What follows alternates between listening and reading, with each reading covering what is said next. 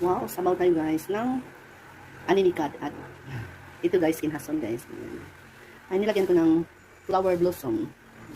Yung yung flower ng puso ng saging. At syempre meron tayong okra. At syempre lagyan natin ito guys, ang ating choco plaza.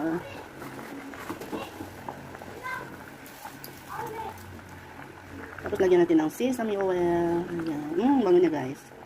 Tapos takpan na natin. Ayan, takpan na natin guys. Hintayin muna natin lumambot yung ating gulay. Ayan, sarap nito guys. Ang tagal ko hindi nakapagluto ng ganito.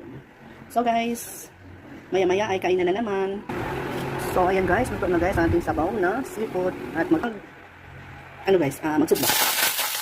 Ayan. At ito. Ayan. So ayan, hinaalam natin guys ang kanyang apoy para hindi siya masunog. Ayan.